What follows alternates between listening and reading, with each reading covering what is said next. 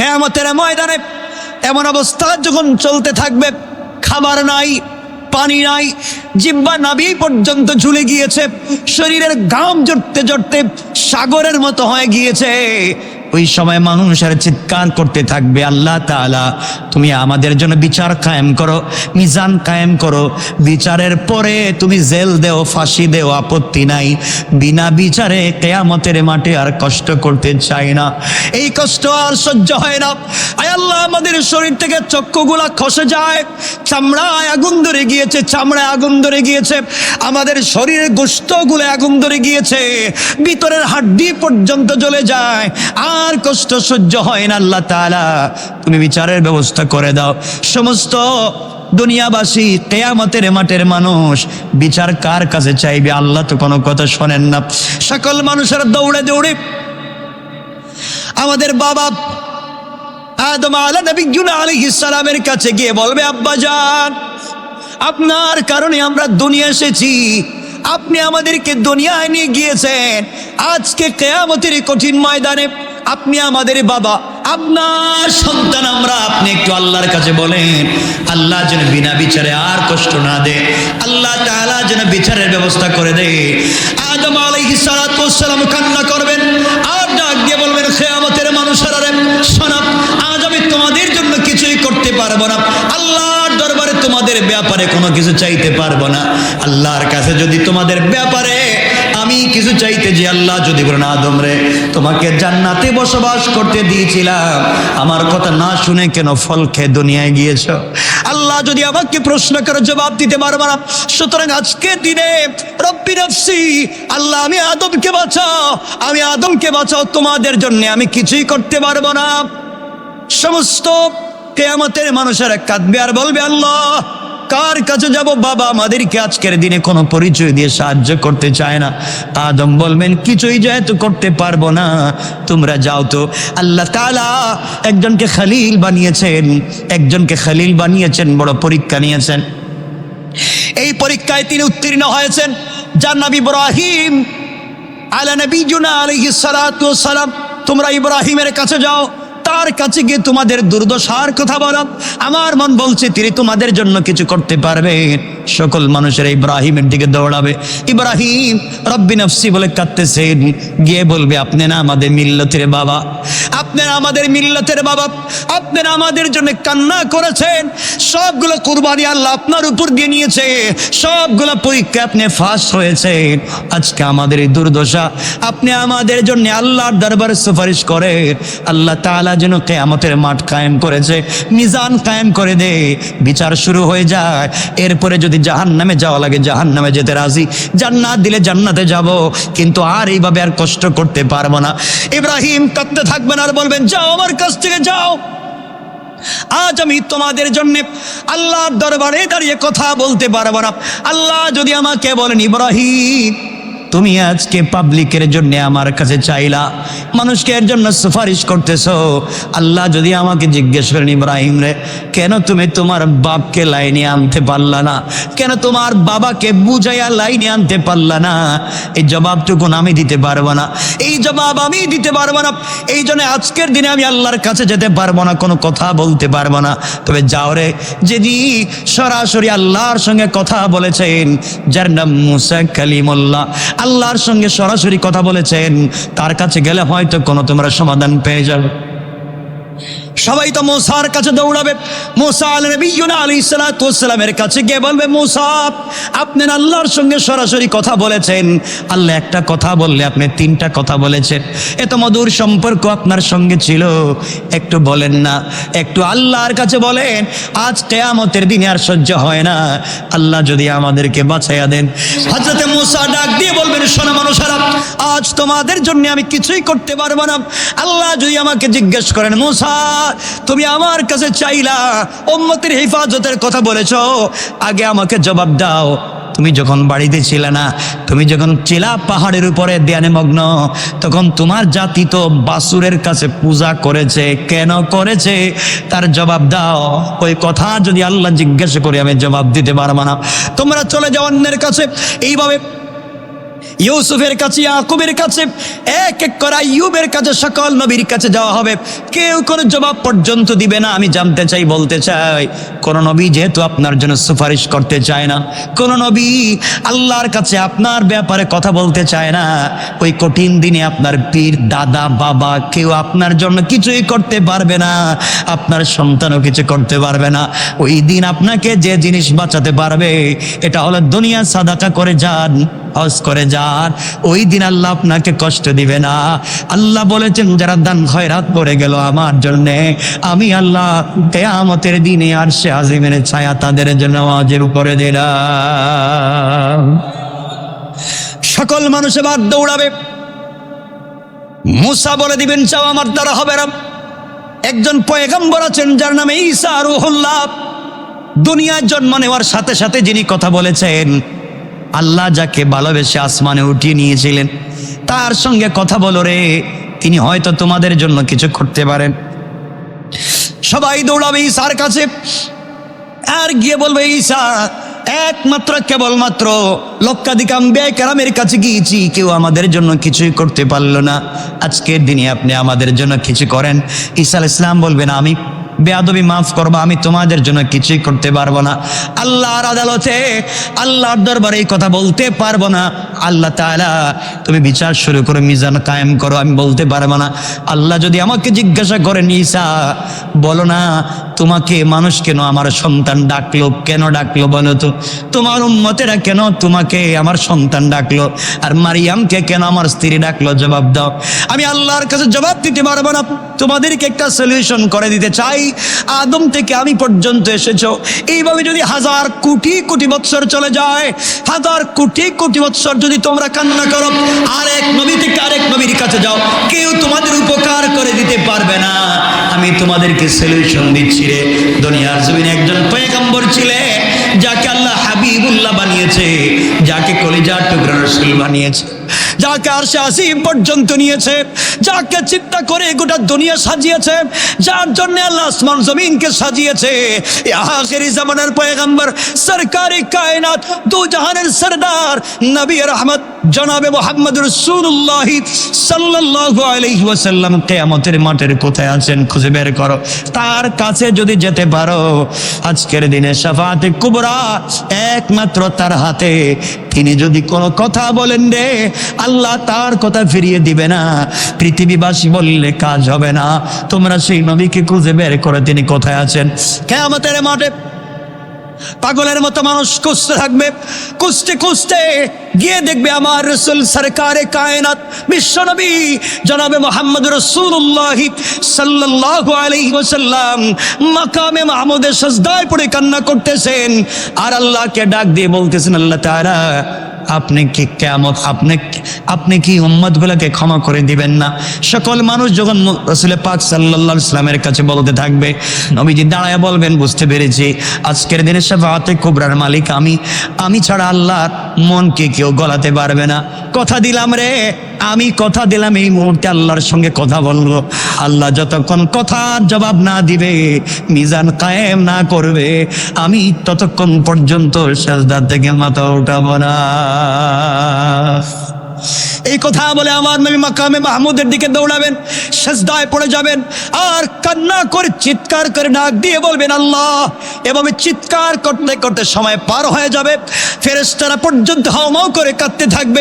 আল্লাহ তাআলা বলবেন, বন্ধু মাথা উঠান, আপনি এভাবে কাঁদবেন না, আপনার 23 বৎসরের নবুয়তের জিন্দেগিতে কাঁদাইছে। চাচা আপনাকে আঘাত করেছে, কান্না করেছেন, মাথায় নাড়ি বুড়ি ফেলে দিয়েছে, কান্না করেছেন, বাড়ি থেকে বের করে দিয়েছে, মদিনায় গিয়েছেন, কান্না করেছেন, মক্কায় নামাজ পড়তে গিয়েছেন, কাবা চত্বরে মায়ের দিছে, কান্না করেছেন, তায়েফে গিয়েছেন, আপনার শরীর থেকে চামড়া পর্যন্ত উঠিয়ে দিয়েছে, কষ্ট করেছেন, ওহদের ময়দানে দন্দন শহীদ করে কষ্ট করেছেন। আজ আপনাকে আর আমি কান্না দিতে, আজকে আপনাকে আর কান্না করতে হবে না, মাথা ওঠান। নবীজি বলবেন, আল্লাহ তাআলা আমি মাথা উঠাবো না, আপনি জবাব দেন, আমার কথার জবাব দেন, আগে কি কিয়ামতের মাঠ কায়েম মিজান কায়েম করবেন কিনা? আল্লাহ জবাব দিবেন, বন্ধু আমার কথা দিলাম, আপনি মাথা উঠান, মাথা উঠান, আপনার কথা এই মুহূর্তে আমি আল্লাহ বিচার শুরু করে মিজান কায়েমের ওয়াদা দিলাম। ওই দিন কারো কথা কাজে আসবে না, একমাত্র তোমার রসুল, আমার রসুল আল্লাহর কাছে কথা বলবেন। আল্লাহ তাআলা মিজান কায়েম করবে, বিচার শুরু করবে। বিচার যখন শুরু হয়ে যাবে, আল্লাহ তাআলা একটা জায়গায় একটা চেয়ার দিয়ে বলবেন, বন্ধু আমার আপনি চেয়ারে বসেন, জান্নাতি পোশাক পরে বসে থাকেন, আর আপনাকে কষ্ট করতে হবে না। আল্লাহ তাকিয়ে দেখবেন নবীজির চোখ মুখ ফুলে গিয়েছে, ঠোঁটগুলা কাঁপতেছে। আল্লাহ বলবেন, বন্ধু এখন কান্না করেন কেন? আপনি চেয়ারে বসেন না কেন? আপনি পোশাক পরেন না কেন? রাসূল বলবেন, আল্লাহ তাআলা আপনি যখন বিচার শুরু করবেন, আমি যদি চেয়ারে বসে থাকি আর আপনার ফেরেশতারা টেনে টেনে আমার উম্মতকে যদি জাহান্নামে নিয়ে যায়, কে দেখবে? কে তাদেরকে আটকাবে? এই জন্যে আমি চেয়ারে বসবো না। আপনি আমাকে পোশাক দিয়েছেন পরবার জন্যে, যতক্ষণ পর্যন্ত আমার গুনাহগার উম্মতের ফয়সালা না হবে, জান্নাতি না বানাতে পারবো, ততক্ষণ পর্যন্ত তোমার জান্নাতি পোশাক আমি পরব না। তোমার নবী একবার মিজানের দিকে দৌড় দিবে, একবার মিজানের সামনে আসবে, এসে দেখবে ওজন হচ্ছে, ওজন হচ্ছে, ওজন হচ্ছে। যখন দেখা যাবে ওজন কমে যাচ্ছে, ওজন কমে যাচ্ছে, নেকির পাল্লা হালকা হয়ে যাচ্ছে, আল্লাহ রাসূল সাল্লাল্লাহু আলাইহি ওয়াসাল্লাম কোন সময় তার কুদরত, কোন সময় রাসূল তার নিজের হাতটা বসায় দিবেন, কোন সময় আমরা যে তার উপরে দুরূদ পড়েছিলাম ওই দুরূদগুলোকে রাসূল সাল্লাল্লাহু আলাইহি ওয়াসাল্লাম এনে ওগুলা আবার মিজানের পাল্লায় উঠাইয়া দিবেন। লম্বা ইতিহাস। এই জন্য রাসূলে পাকের প্রতি বেশি বেশি দরুদ পড়েন, এই কথাগুলো লম্বা।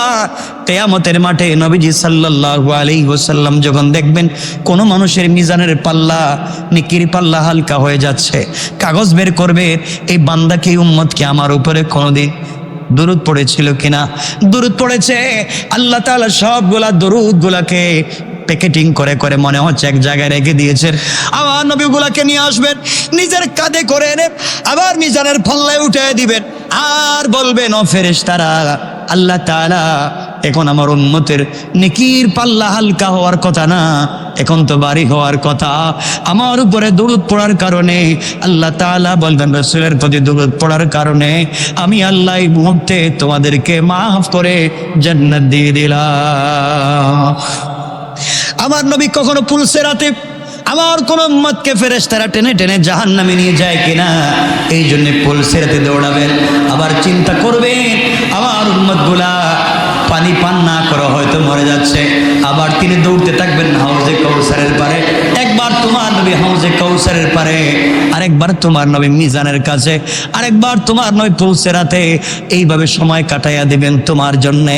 সুতরাং তুমি আমি যদি ভালো হয়ে যাই, তুমি আমি যদি পাক্কা ইমানদার মুমিন মুত্তাকি আল্লাহর বান্দা রাসূলের উম্মত হয়ে যেতে পারি, কিয়ামতের দিন রাসূল আমাদেরকে ভুলে যাবেন না, আমাদেরকে ফেলে দিবেন না। আমার বন্ধুগণ, আমার মুসলমান ভাইরা, আম্মা জান আয়েশা ডাক দিয়ে বলছেন, ইয়া রাসূলুল্লাহ, হাজার হাজার মিলিয়ন ট্রিলিয়ন মানুষ কিয়ামতের মাঠে, এতগুলা মানুষের মধ্যে আপনি কেমনে চিনবেন আপনার উম্মতকে, আর কেমনে আপনি হাউজে কাউসারের পানি পান করাবেন? আমার নবীজি জবাব দিলেন, আয়েশা রে, তুমি কি দেখেছো কোনোদিন কোন উট অথবা ঘোড়া, কয়েকশো ঘোড়া যদি এক জায়গায় মাঠে বিচরণ করে, কয়েক শত বা কয়েক হাজার ঘোড়ার মধ্য থেকে একটা ঘোড়ার কপাল যদি চাঁদ কপাল হয়, ওই ঘোড়া চিনতে কি কোনো ভুল হবে নাকি? আয়েশা বলছেন, ইয়া রাসূলুল্লাহ, না, একটা ঘোড়ার কপাল যদি সাদা হয়, চাঁদ কপাল থাকে, তাকে কেন চিনতে পারবো না? সব ঘোড়ার মধ্যে তাকে আলাদা করে চেনা যাবে। আমার রাসূল বলেন, আয়েশা রে, আমার যে উম্মত নামাজি ছিল, আমার যে উম্মত তাহাজ্জুদওয়ালা ছিল, আমার যে উম্মত জিকিরওয়ালা ছিল, আমার যে উম্মত ওযু করত, আমার যে উম্মত নামাজ পড়তো, নামাজ পড়ার কারণে, ওযু করবার কারণে আমার উম্মতগুলার অজুর অঙ্গগুলা নূরের মতো চমকাতে থাকবে, আর আমি আল্লাহ কোটি কোটি মানুষের মধ্য থেকে আর চমকানো এই উম্মতগুলাকে চিনে চিনে আমি আল্লাহ তাআলার কাছে প্রেরণ করে বিনা হিসাবে জান্নাতের ওয়াদা দিলাম। আল্লাহু আকবার বলেন। তিনি আমার রাসূল, তিনি আপনার রাসূল। সে রাসূলকে বলে বসে আছি, নবীজিকে আল্লাহ তাআলা বলে দিয়েছেন, বন্ধু আমার আমি বলে দিলাম কিয়ামতের ময়দানে ওই সময়ও মানুষ দুই জিনিস নিয়ে আফসোস করবে। যখন দেখবে তার কাছাকাছি কোনো মানুষ জান্নাতে পৌঁছে গেল, সে কিছুই করতে পারলো না, দুই জিনিস নিয়ে আফসোস করবে। একটার নাম হলো হজ, আরেকটার নাম, কথা বলেন আমার মুসলমান বন্ধুগণ, গভীর মনোযোগ। আল্লাহ রাব্বুল ইজ্জত ওয়াল জালাল 10 নম্বর সূরা ইউনূসের 87 নম্বর আয়াত থেকে আল্লাহ বললেন, ওয়াওহাইনা ইলা মূসা ওয়া আখিহি আন তাবাওয়া লিকাওমিকুমা بمصر بيوتا وجعلوا بيوتكم قبلة وأقيموا الصلاة وبشر المؤمنين। আল্লাহ রাব্বুল ইজ্জত ওয়াল জালাল বললেন, আমি মূসাকে এবং তার ভাই হারুনকে ওহী করলাম, নির্দেশ দিলাম, জানিয়ে দিলাম, মিশরে তোমাদের কওমের জন্য গৃহ নির্মাণ করো, তোমাদের গৃহগুলিকে ইবাদতের স্থান বানাও। আমি আল্লাহ মূসা আলাইহিস সালামকে এবং তার ভাইকে ঘোষণা করে দিলাম, মূসারে, মূসার ভাই হারুন, মিশরে তোমাদের জন্য ঘর বানাও, ঘর তৈরি করো। সব তৈরি হতে লাগলো। আল্লাহর কাছে বলতে লাগলেন, আল্লাহ তাআলা, ফেরাউন আমাদেরকে থাকতে দিচ্ছে না, আমাদেরকে হত্যা করতে চায়, আমাদের সন্তানদেরকে মেরে ফেলতে চায়। আল্লাহ তাআলা এলাকায় কেমনে বসবাস করব? আল্লাহ বুঝাইয়া দিলেন, যেটা আজও বলেছি, সারা দুনিয়া যদি তোমার বিরুদ্ধে চলে যায়, আমি আল্লাহ বলছি তুমি ঘর বানাও, কারণ আমি আল্লাহ তোমার জন্য যথেষ্ট হয়ে গেলাম। আল্লাহ বলছেন আমি তোমার জন্য যথেষ্ট। ফেরাউন আর কিছুই করতে পারবে না। বনি ইসরাইলের প্রতি হুকুম ছিল মসজিদে নামাজ আদায় করার, কিন্তু ফেরাউনের অত্যাচারের কারণে মসজিদে যাওয়া কষ্টসাধ্য হয়ে যাওয়ার কারণে গৃহে নামাজ আদায় করার অনুমতি দেওয়া হলো। এখান থেকে, এই আয়াত থেকে আমরা বুঝতে পারলাম আল্লাহ তাআলা বনি ইসরাইলকে বলেছিলেন তোমরা মসজিদে গিয়ে সালাত পড়াও, কিন্তু মসজিদে যেতে হলে রাস্তায় ফেরাউনের বাহিনী মুসলমানদেরকে পিটায়, মুসলমানদেরকে মারে, আঘাত করে মেরে ফেলে। আল্লাহ তাআলা বললেন, মূসার বাহিনী, ও মূসা, মূসার ভাই হারুন, তোমার বংশধরদেরকে বলে দাও মসজিদে নামাজ পড়তে গিয়ে কষ্ট করার দরকার নাই। মসজিদে নামাজ পড়তে গেলে যদি ফেরাউনের বাহিনী পিটায় আর মারে, এত কষ্ট করে যাওয়ার দরকার নাই। তোমরা আগে ঘরে নামাজ শুরু করো, কষ্ট করে হলো নামাজ শুরু করো। এখানে যখন মিশরে মূসা আলাইহিস সালাম তার লোকদের বাসস্থান ফেরাউনদের দখলে যখন চলে যায়, ওরা যখন পিঠে আঘাত করে, আল্লাহ রব্বুল ইজ্জত ওয়াল জালাল বলছেন ঘরে তোমরা নামাজ আদায় করো। আমার মুসলমান বন্ধুগণ, এখান থেকে আরেকটা কথা আল্লাহ বুঝাতে চাইলেন, ওয়াবাশশিরিল মুমিনিন, আমি তো সুসংবাদ দিয়ে দেন মুমিনদেরকে, এরপরেও যারা কষ্ট করে ঘরে হলো সালাত আদায় করবে, আমি আল্লাহকে ভুলে যাবে না, অচিরেই তাদের জন্য আমি আল্লাহ রেখে দিয়েছি মহা সুসংবাদ। পড়েন সুবহানাল্লাহ। আল্লাহ রাব্বুল ইজ্জত ওয়াল জালালের পরে হঠাৎ করে একদিন মূসা আলাইহিস সালামকে জানিয়ে দিলেন, কোরআনে কারীমের 44 নম্বর সূরা দুখানের 23 নম্বর আয়াত থেকে আল্লাহ বললেন, ফাআসরি বিইবাদি লাইলান ইন্নাকুম মুত্তাবাউন। আল্লাহ রাব্বুল ইজ্জত ওয়াল জালাল বললেন, আমার বান্দাদেরকে নিয়ে রাতের বেলায় বেরিয়ে পড়ো, তোমাদের পশ্চাৎ বন করা হবে, তোমাদের পিছনে পিছনে লোক লাগিয়ে দেওয়া হবে। ও মূসা, ও হারুন, যারা সালাত আদায় করেছে, যারা আমি আল্লাহকে ভয় করে নিজের ঘরেও সালাত পড়েছে, আমানতের খেয়ানত করে নাই, আমি আল্লাহকে ভুলে যায় নাই, ফেরাউন বহুত নির্যাতন করেছে, বহুত আঘাত করেছে, এরপরও যারা আমাকে ছেড়ে দেয় নাই, ওদেরকে রাত্রবেলা গিয়ে তুমি তাদেরকে ঘর থেকে নিয়ে বের হয়ে যাও, তাদের তোমাদের পিছনে লোক লাগিয়ে দেওয়া হবে। আমি আল্লাহ বলে দিলাম, মূসা ভয় পাইও না, রাত্রবেলা হাজার হাজার বনি ইসরাইল নিয়ে আমি কোথায় যাব চিন্তা করো না, আমি বলছি বের হয়ে যাও, তোমাদেরকে হিফাজতে পৌঁছে দেওয়ার স্বয়ং জিম্মাদার আমি আল্লাহ। কেমন আল্লাহ চিন্তা করেন। এই আয়াত, এই কথা ঘোষণা হয়ে যাওয়ার পরে কষ্ট হচ্ছে আপনাদের? হযরতে মূসা আলাইহিস সালাতু ওয়াস সালাম বনি ইসরাইলকে নিয়ে মিশর থেকে সিরিয়ার দিকে বের হয়ে পড়লেন। রাত্রবেলা ঘর থেকে বের হলেন, বনি ইসরাইলদেরকে নিলেন, বের হয়ে গেলেন, মিশর থেকে সিরিয়ার দিকে যেতে লাগলেন। ফেরাউন তাদের মিশর থেকে বাহির হয়ে যাওয়ার খবর শুনতে পেয়ে অত্যন্ত পেরেশান। এই খবর ছড়িয়ে পড়ল, ফেরাউন জানতে পারল মূসা বনি ইসরাইলকে নিয়ে মিশর ছেড়ে দিয়ে চলে যাচ্ছে। খবর জানতে পেরে সে অতি দ্রুত বিশাল সেনাবাহিনী নিয়ে বনি ইসরাইলকে সমূলে বিনাশ করে দেওয়ার জন্য পিছনে পিছনে ছুটলো। কথাগুলো আবার বলছি, শুধু ঘটনা বলার জন্য ঘটনা বলছি না, এখান থেকে হিকমত এবং শিক্ষাটা গ্রহণ করবেন। বিশাল এক বাহিনী ফেরাউন, পুরা দুনিয়ার ক্ষমতাধর বাদশাহ, সে যখন জানতে পারলো বনি ইসরাইলকে নিয়ে মূসা চলে যাচ্ছেন মিশর থেকে সিরিয়ায়, খবর পাওয়ার পরে হাজার হাজার লক্ষ লক্ষ সেনাবাহিনী নিয়ে মূসা আলাইহিস সালামকে ধরবার জন্য বের হয়ে গেল। সূর্য উদয়ের সময় বনি ইসরাইলের কাছাকাছি এসে পড়ল। সারা রাত মূসা আলাইহিস সালাম তার বনি ইসরাইল নিয়ে সফর করলেন। সূর্য উদয় হয়ে যায়, সকাল হয়ে গিয়েছে, সূর্য উঠে যায় এমন সময়ে বনি ইসরাইলের পাশাপাশি ফেরাউনের বাহিনী চলে আসলো।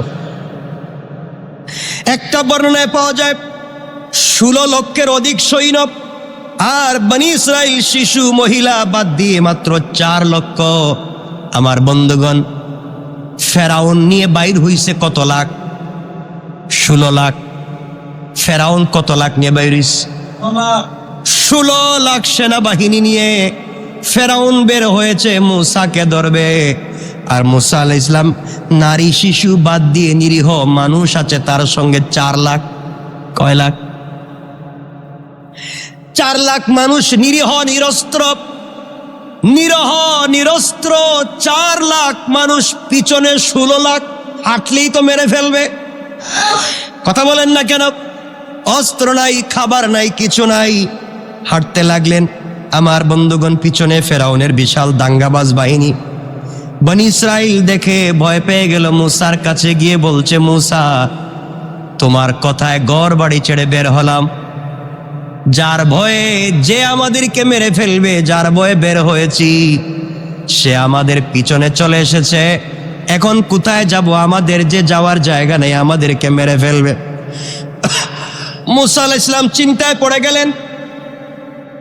আল্লাহ রাব্বুল ইজ্জতুল জালাল বুঝাতে চাইলেন, মূসা তুমি বলো হাসবি আল্লাহ, আল্লাহু আকবার, যা কিছু হোক আল্লাহ আমার জন্য যথেষ্ট, লা ইলাহা ইল্লা হুয়া আলাইহি তাওয়াক্কালতু ওয়া হুয়া রাব্বুল আরশিল আযীম।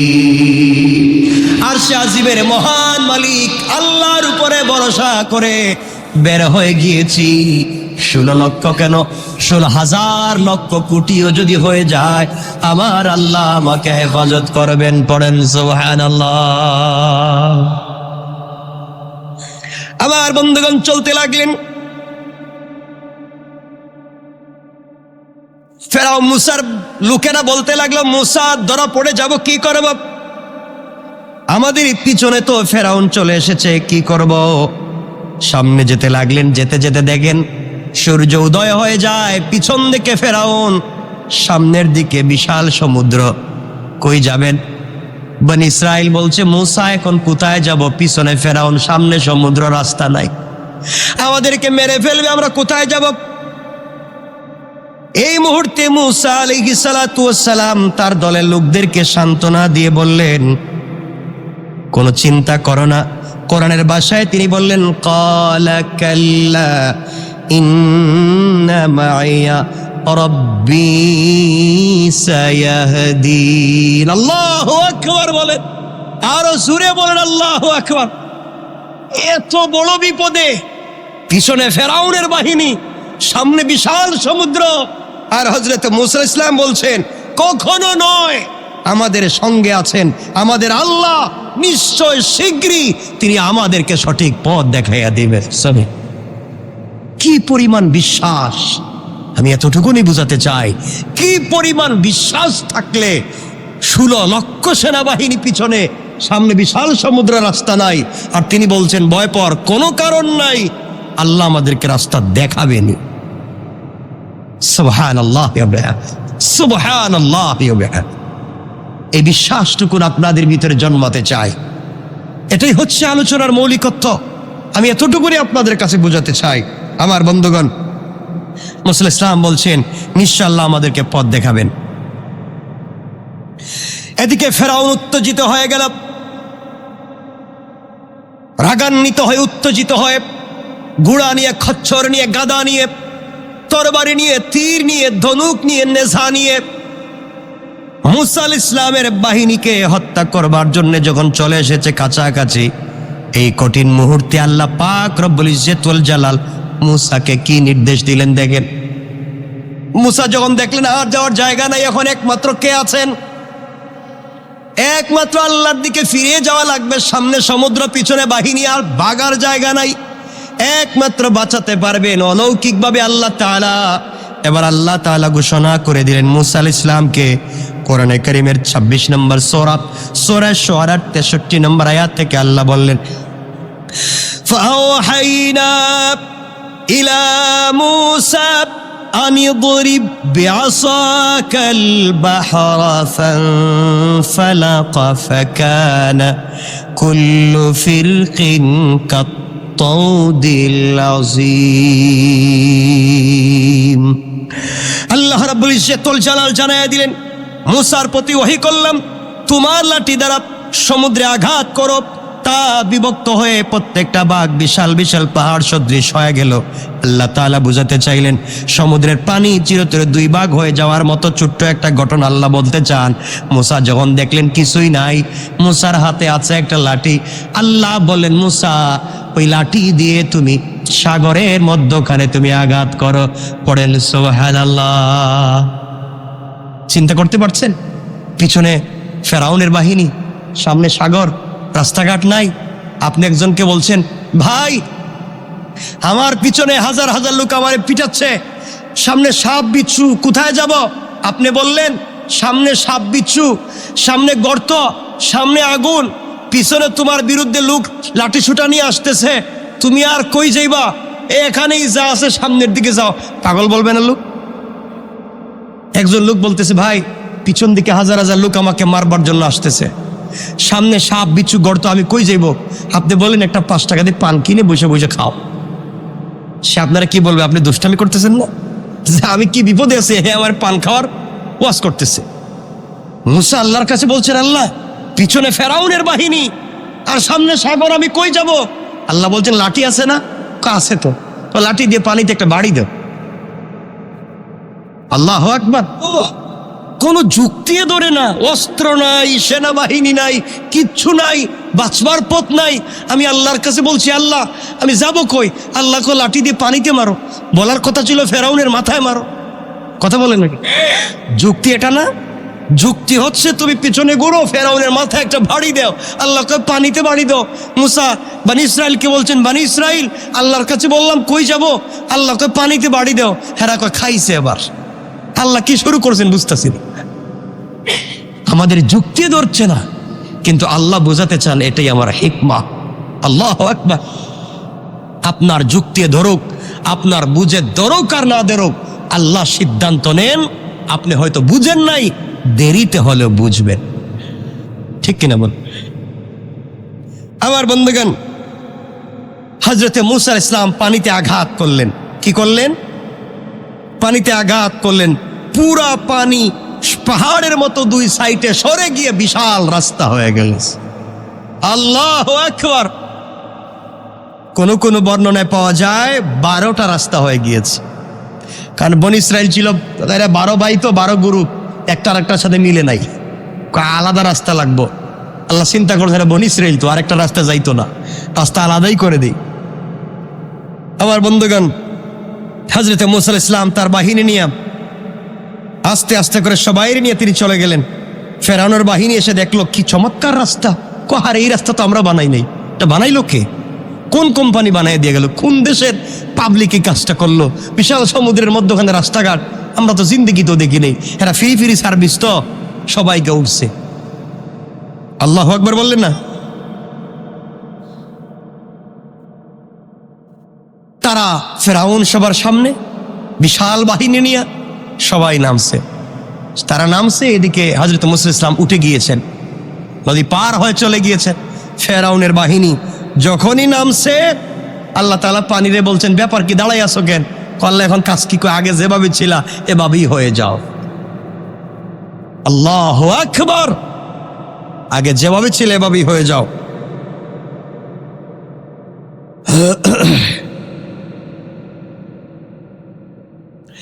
আল্লাহ রাব্বুল ইজ্জত ওয়াল জালাল 44 নম্বর সূরা দুখানের 24 নম্বর আয়াত থেকে বললেন, ওয়াতরুকিল বাহরা রাহওয়া ইন্নাহুম জুনদুম মুগরাকুন। আল্লাহ রাব্বুল ইজ্জত ওয়াল জালাল সমুদ্রকে স্থির থাকতে দাও, ওরা এমন এক বাহিনী যা ডুবে মরবে, এই কথা বললেন।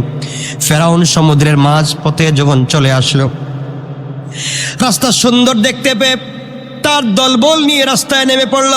মূসাকে ধরার জন্য যেই নেমে পড়া, রাস্তায় নেমে পড়লো, মানে দুই সাইড থেকে ফেরাউন এবং তার বাহিনীর উপর পানি চড়াও হয়ে গেল।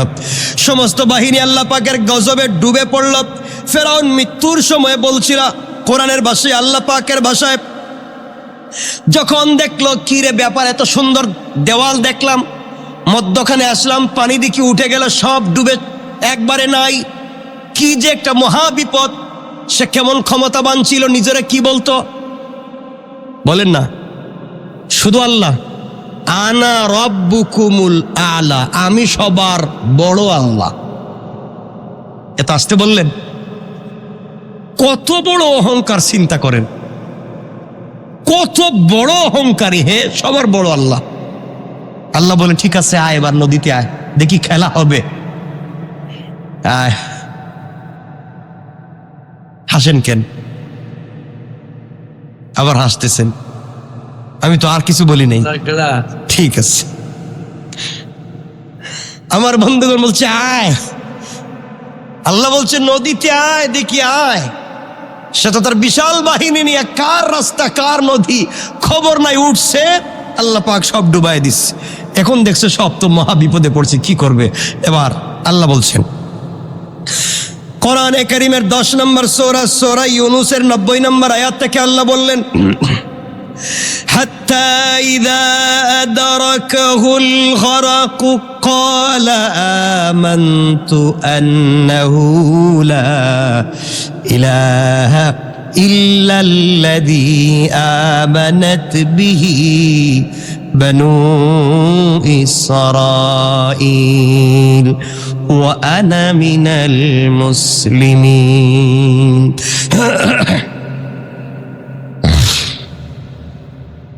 যখন সে দেখলো, কথাগুলো শুনেন, ফেরাউন যখন দেখলো আর কোনো পথ নাই, সবাই পানিতে হাবুডুবু খাচ্ছে, পানি খায়া, যে কি মাছের মতো একটা ফুটকা মাছ, না কি মাছ কয়?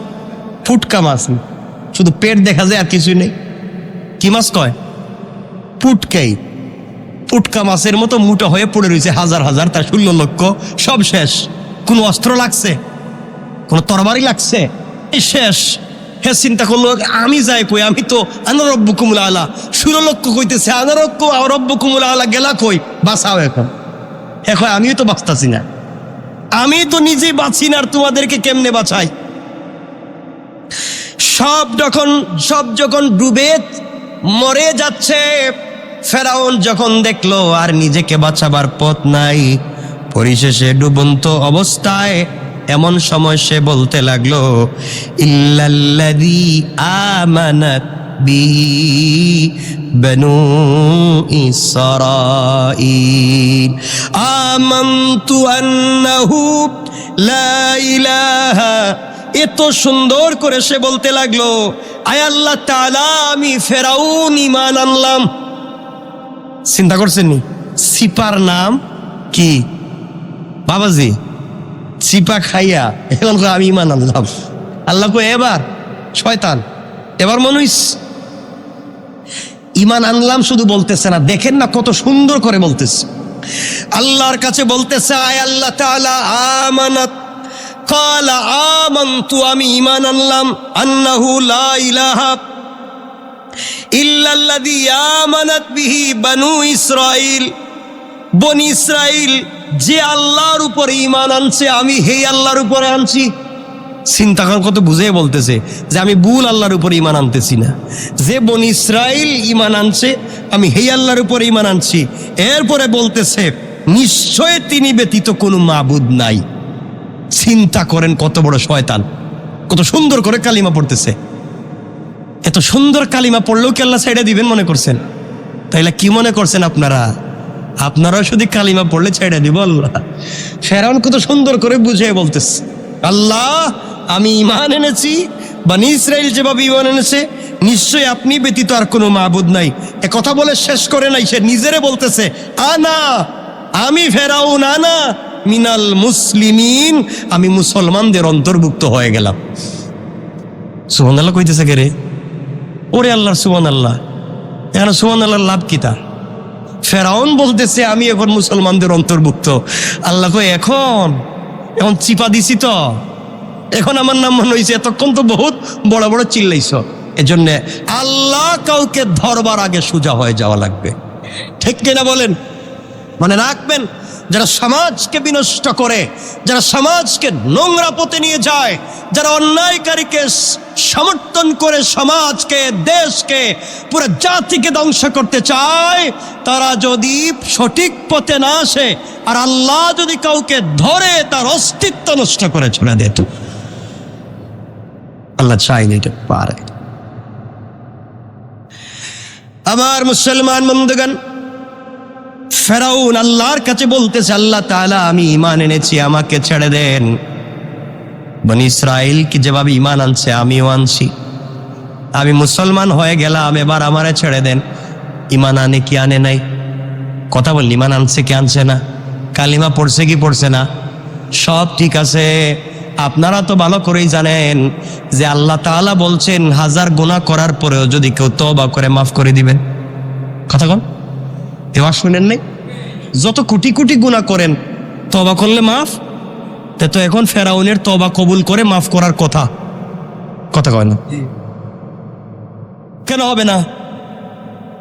যে সময় হোক, এত এত সুন্দর কালিমা পড়ছে, আপনারা ওয়াজ শুনলে যত গুনাহ করি তওবা করলে মাফ। এখন তো তারটা মাফ হওয়ার কথা, মাফ হবে কেন?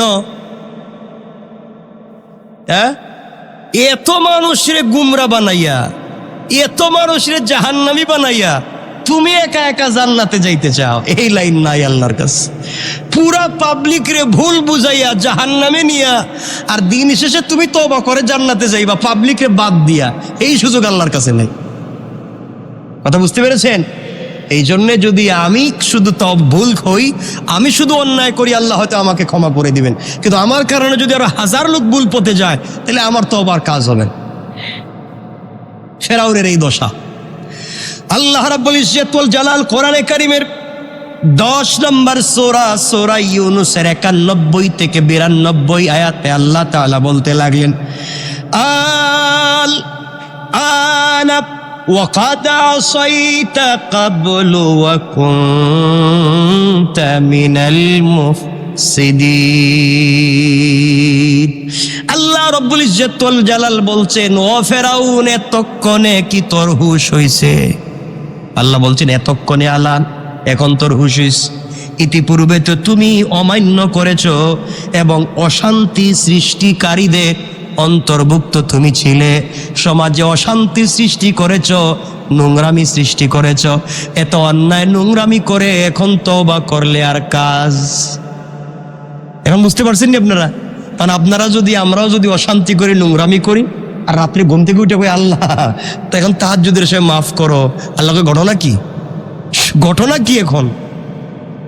এজন্য ভুলটা যদি শুধু আমার হয়, আমাকে মাফ করে দেওয়ার সম্ভাবনা আছে। আর ভুল যদি আমার কারণে হাজার মানুষের হয়, তে হাজার মানুষকে ভুল বুঝে বিপদে নিছি, আমি তো অবাক হলে কাজ হবে না, হাজার মানুষকে ঠিক পথে আনতে হবে। এজন্য কথা খুব পরিষ্কার, কথা খুব চিন্তা করে বলতে হয়। আল্লাহ রাব্বুল ইজ্জত ওয়াল জালাল বললেন, শোন, তুমি যা বলতেছো এখন শোনো আমি কি বলি। আল্লাহ বলতে লাগলেন, ফালইয়াউমা নুনাজ্জিকা বিবাদানিকা লিতাকুনা লিমান খালফাকা আয়া ওয়া ইন্না কাসীরাম মিনান নাসি আন আয়াতিনা লাগাফিলুন।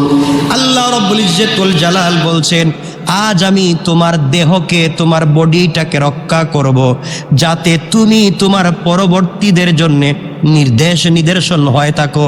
আল্লাহ বলেন, ফেরাউন, আজ থেকে তোর বডিকে আমি হেফাজত করব। তুই যে সমাজে নোংরামি করলে কি ধরনের শাস্তি আমি আল্লাহ দিতে পারি, এটা বুঝাবার জন্যে, পৃথিবীর মানুষকে বুঝাবার জন্যে তোমার বডিটাকে আমি আল্লাহ হেফাজত করব। আল্লাহ যেই কথা দিয়েছেন, আজ পর্যন্ত সত্যি সত্যি ফেরাউনের দেহ আজ পর্যন্ত পচে নাই, গলে আছে, পচে গলছে না, আছে, আছে, আজও মিশরে সুরক্ষিত আছে। এটা হাজার হাজার বৎসর কেটে গিয়েছে। বৈজ্ঞানিকগণ তার দেহ নিয়ে অনেক গবেষণা করেছেন। বিনা মেডিসিনে এই দেহকে এইভাবে সুরক্ষিত করে রেখেছেন। কেন? এটা হচ্ছে পাপের শাস্তি। পাপ করলে এভাবেই হয়। আমার বন্ধুগণ, হজরতে লম্বা আলোচনা আমরা সংক্ষেপ করতে চাই। রাত্র 10:30 বনী ইসরাইল নিরাপদে সমুদ্র পার হয়ে পৃথিবীর ইতিহাসের সব থেকে বড় খোদাদ্রোহী কাফেরকে আল্লাহ যেদিন ধ্বংস করে, বনী ইসরাইল তথা মুসলমানদের সংকটকে দূর করে পৃথিবীর বুকে তৌহিদের জান্দা বুলন্দ করলেন যেই দিন, সেই দিনটা ছিল 10 মুহররম। বলেন 10 মুহররম আশুরা। তো কথা তো অনেক, 10 মুহররম আশুরা। সুতরাং এই দিনে আল্লাহ তাআলা অনেক কিছু করেছেন। আজ আমরা আছি একসাথে, কাল হয়তো একসাথে নাও থাকতে পারি। সুতরাং আমার মেসেজ আপনাদের প্রতি এতটুকুনি। আজকের পুরো আলোচনা বুঝাতে চাইলাম এতটুকুন, আমরা গুনাহ কম বেশ অনেক করে থাকি। ঘরের ভিতরে মা বোনেরা আমরা যারা আছি, স্বামী স্ত্রী একসাথে থাকলে ঝগড়া হয়, ফ্যামিলিতে ঝগড়া বিবাদ হয়ে যায়। সুতরাং সব কিছুর পরে আমরা আল্লাহকে আসতে এক কথায় বিশ্বাস করব। কার উপরে? কার উপরে? আল্লাহর উপরে। দুনিয়ার আইন বড় কঠিন। দেখছেন না, লকডাউন, ওই যে যখন ছিল, করোনা ভাইরাস ছিল, যখন লকডাউন ছিল না দেশে, কেমন লকডাউন ছিল জানেননি? যে স্বামী স্ত্রী একসাথে করে এক প্লেটে খাবার দাবার খাইছে। এক প্লেটে খায় নাই, আর খাইছে কইলাম, দেখেন, এক প্লেটে খাবার দাবার খেয়েছে, এক গ্লাসে পানি পান করেছে, এক বিছানায় রাত্রবেলা ঘুমাইছে, ঘুম থেকে উঠে দুজন গাড়ির সিটের 2 সাইডে বসছে। এই যে দূরত্ব বজায় রাখছে। কথা বলেন না কেন? এগুলো হয় নাই? এটা হচ্ছে দুনিয়া, এটা হচ্ছে দুনিয়া। ঘটনা কি? একসাথে থাকলো, একসাথে খাইলো, এক বিছানায় ঘুমাইলো, আর রাস্তায় বাইরে 2জন দূরে দূরে। আল্লাহকে ঘটনা কি রে? চিন্তা করছেন? এগুলো হচ্ছে দুনিয়ার ল। আল্লাহ রাব্বুল ইজ্জত ওয়াল জালাল আমাদেরকে কিছু কোরআনিক ল দিয়েছেন, কোরআনিক ফর্মুলা দিয়েছেন, সেগুলো ফলো করে আমাদেরকে চলতে হবে। আল্লাহ আমাদের কবুল করুক, বলেন আমিন। কষ্ট হচ্ছে আপনাদের? লম্বা করতে চাই না। একজন ভাই আমাকে একটা লম্বা প্রশ্ন করেছেন, ওই প্রশ্নটা আমাকে দিয়েছিল, আমি নিয়ে আনলাম, ওই যে দিল। প্রশ্ন করেছে, খুব জটিল প্রশ্ন।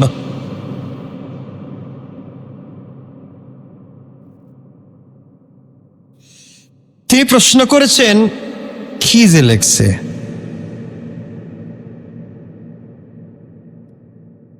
মদের টাকা, মদ বিক্রির টাকা, সুদের টাকা, ঘুষের টাকা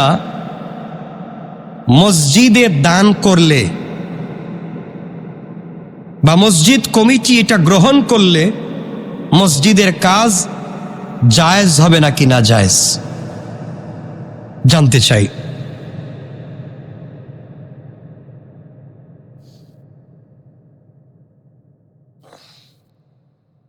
কথা কি বুঝতে পেরেছেন? ভাইয়ের প্রশ্ন হলো, মদ বিক্রির টাকা, সুদের টাকা, ঘুষের টাকা, এই টাকাগুলো যদি মসজিদে দান করে মসজিদের কোনো কাজে লাগানো যাবে কি না? আপনারা এক কথায় আপনার আগে উত্তর দিয়ে দেন, এক কথায় উত্তর, যাবে কি যাবে না? বলেন। যাবে না, আপনারা বলছেন। মনে রাখবেন, যেই জিনিস হারাম ইসলামের দৃষ্টিতে, যেই খাবার হারাম তার বেচা কিনা হারাম, তার পয়সাও হারাম, এই পয়সায় ভালো কাজ করাও হারাম, একবারে হজ করাও হারাম। কথা বলেন। হারাম। এখান থেকে আমি বলি, কোন মসজিদ কমিটি বা মসজিদ কর্তৃপক্ষ যদি জানে যে এই ব্যক্তির টাকা মদের টাকা, মদ ব্যবসার টাকা, হারাম টাকা, ঘুষের টাকা, সুদের টাকা, অথবা একজনকে চুরি করে ডাকাতি করে ঠকিয়ে এনেছে টাকা, এই টাকা যদি মসজিদে দান করে, যে দান করেছে সে মারাত্মক অন্যায় করেছে, যে গ্রহণ করেছে সে আরো বড় অন্যায় করেছে। কিন্তু সমস্যা হচ্ছে, আজকালকে গ্রামগঞ্জে গেলে দেখবেন মসজিদ কমিটিতে যারা আছে এরা সব থেকে বড় বদমাইশ আর চুর। কথা বলেন না কেন? গ্রামগঞ্জে গেলে আপনারা এটা পাবেন। গ্রামের সব থেকে বড় সর্দার সে হচ্ছে গ্রামে চান্দাবাজি করে, পাবলিকের ঠকাইয়া খায়, ঘুষ খাইয়া বিচার করে। কথা বলেন না কেন? ঘুষ খেয়ে বিচার করে, পাবলিকের জায়গা জমি দখল করে, মানুষের রাস্তাঘাট বন্ধ করে, মাস্তানি করে, চুরি করে টাকা মারে, মানুষের আমানত নষ্ট করে, এই সব কিছু যে মেরে খায় সে দেখবেন মসজিদের দায়িত্বশীল। এই ব্যক্তি যদি মসজিদের দায়িত্বশীল হয় তাহলে মদের টাকা যে ব্যক্তি দিতেছে তাহলে এমন ব্যক্তির কাছেই তো দিবে। সুতরাং আজকালকে সব জায়গায় মসজিদ মাদ্রাসার কমিটি বুঝবার আগে দেখবেন ও চুর, ডাকাত, বদমাইশ, মানুষ ঠকিয়ে এনেছে কিনা এটা আমাদের জানা সব থেকে বড় দরকার।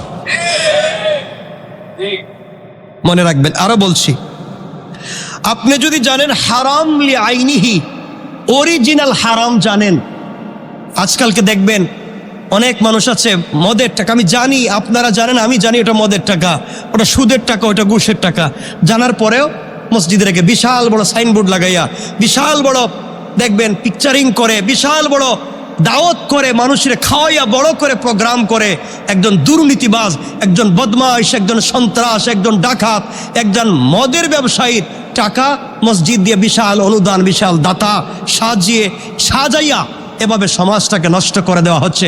মনে রাখবেন, আল্লাহর ঘর পবিত্র, এখানে টাকা লাগবে পবিত্র। আল্লাহ বলেন নাই যে আমার ঘর সব ডিজাইন করো, খুব চমৎকার করো, ভাঙ্গাই থাকুক, কিন্তু কাজে লাগলে হালাল টাকাই লাগবে। হালাল টাকা না থাকলে হারাম টাকা দিয়ে সুন্দর করার সুযোগ, বলেন সুযোগ বলেন। আল্লাহ পাক রব্বুল ইজ্জতুল জালালের পবিত্র ঘর কাবা, আপনারা যারা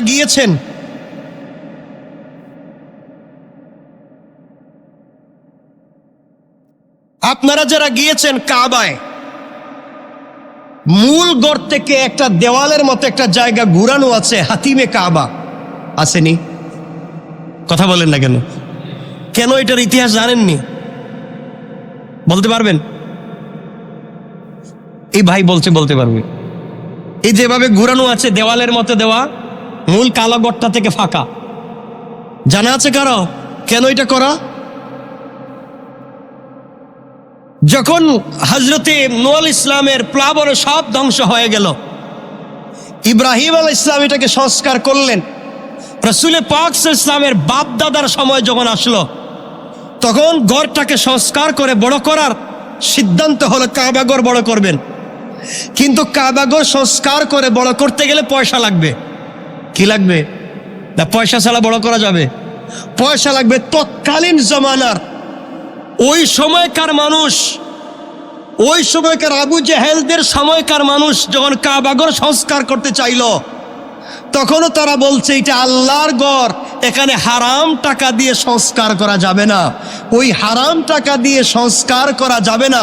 কোটি কোটি টাকার মালিক ছিল, অনেক মানুষ কাবাগরে টাকা দিয়া ঘরকে বড় করতে চাইল, কিন্তু ওই সময় হারাম টাকা লাগানো যাবে না বিদায় অর্ধেক দেওয়াল করে রাখা হয়েছে, এরপরে হারাম টাকা দিয়ে ঘর করা হয় নাই। আল্লাহু আকবার বলো। চিন্তা করছেন এখন এইভাবে দেওয়ালটা আছে না, যে না আল্লাহর ঘরে এভাবেই থাকুক, অর্ধেক দেওয়াল থাকুক, ভাঙ্গাই থাকুক, এভাবেই নামাজ পড়বো, এরপরেও যাই না শুই না হারাম টাকা লাগাবো না। আজ আমাদেরকে প্রতিজ্ঞা করতে হবে, আমরা মসজিদ মাদ্রাসায় হারাম টাকা লাগাবো। যারা লাগায় হারাম টাকা, যারা মসজিদ মাদ্রাসায় লাগায় আর হারাম যারা দান করে, এদেরকে যারা ইনভাইট করে, দাওয়াত করে, বিশাল অবস্থান তৈরি করে, যারা এই সমস্ত কাজ করে, এরা হচ্ছে এই সমাজের সব থেকে খারাপ মানুষ। ঠিক কিনা বলে? খারাপ মানুষ। মনে রাখবেন কেন বলছি, আমার কথাগুলো শুনেন। বুখারীর সহিহ riwayat, বুখারী সহিহ riwayat, আল্লাহ হচ্ছেন ইন্নাল্লাহ তাইয়্যিব, আল্লাহ হচ্ছেন পবিত্র, লা ইয়াকবালু ইল্লা তাইয়্যিবা, আল্লাহ অপবিত্র কোনো জিনিস গ্রহণ করেন না, কবুল করেন না। আল্লাহ পবিত্র, পবিত্র ছাড়া কোনো জিনিস কবুল করেন না। ঘর আল্লাহর, যা হবে পবিত্র হবে, অপবিত্র কোনো জিনিস দিয়ে ঘর সাজিয়ে কোনো লাভ রাখেন। আরেকটু শোনেন, ইন্নাল্লাহ ইযা হাররামা শাই হাররামা সামান, যে জিনিস হারাম, ছোট হোক বড় হোক, যে জিনিস, বলেন না, যে জিনিস হারাম তার বেচা কিনা হারাম। ইসলামিক দৃষ্টিতে আমরা আলোচনা করতেছি কোরআন হাদিসে, ইসলামিক দৃষ্টিতে যে জিনিস হারাম তার বেচা কিনা, তার টাকা পয়সা হারাম। আপনাদেরকে আরেকটু সহজ করে বলি, কত কথাই তো মনে পড়তেছে, সব কথা তো আর বলা যাবে না। আল্লাহ রাব্বুল ইজ্জত ওয়াল জালাল যারা হারাম ব্যবসা করে, বিশেষ করে মদ, আল্লাহ এদের উপরে লানত করে, ইন্নাল্লাহা লা'না, আল্লাহ লানত করেছেন বিল খামারি আশারা, মদের ব্যবসার সঙ্গে জড়িত 10 গ্রুপ মানুষের উপরে আল্লাহ লানত করেছেন। আবারও বলছি, মদের ব্যবসার সাথে জড়িত 10 গ্রুপ মানুষের প্রতি আল্লাহ লানত করেছেন। কে লানত দিছেন? সবাই বলেন কে? তাহলে এই জাইনা শুনে যদি মদের টাকা এনে মসজিদে ঢুকিয়ে দেন, এই ভাইয়ের বাড়ি কই? যে ভাই প্রশ্ন করছে আসেনি, আল্লাহ জানে। এখানে চেহারা তো দেখতেছি না, ছিল তো দেখলাম না, এখানে বসা আছে কর্নারে, হয়তো বসে রয়েছে, দেখতেছি না।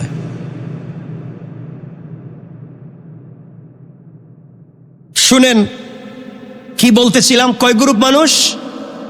মদের সাথে সংশ্লিষ্ট 10 গ্রুপ মানুষের উপরে লানত দিয়েছেন। কে? যে মদ বানায়, যে মদ বানায়, যে বানাতে সহযোগিতা করে, যে বিক্রি করে, যার কাছে বিক্রি করে, যে নিয়ে দেয়, যার কাছে বসে, যে দোকানে বিক্রি হয়, যে খায়, যে খাওয়ায়, যে সহযোগিতা করে, এভাবে 10 গ্রুপ লুপের উপরে আল্লাহ বলছেন আমার লানত। এরপর আল্লাহ বলেছেন পৃথিবীর সকল অপরাধের মা হচ্ছে এই মাদক। ঠিক কিনা বলেন? পৃথিবীর সকল অপরাধের মা হচ্ছে এই মাদক। আর মাদককে সরকার বলছে 0 টলারেন্স। আর এই মাদককে আমরা বলছি মাদককে না বলুন, মদকে না বলুন, মাদককে না বলুন। এরপরে মদ, আর কি বলেন, ইয়াবা, বাবা, এগুলার নামও তো জানি না, ফেন্সিডিল, এগুলাকে না বলুন। এরপরে এগুলা যারা ব্যবসা করে, এগুলা যারা জাইনা শুনে বিক্রি করে, এই টাকা যারা মসজিদে লাগাতে চায়, এরা দেশের দুশ্মন, জাতির দুশ্মন, মুসলমানদের দুশ্মন। ঠিক কিনা বলি?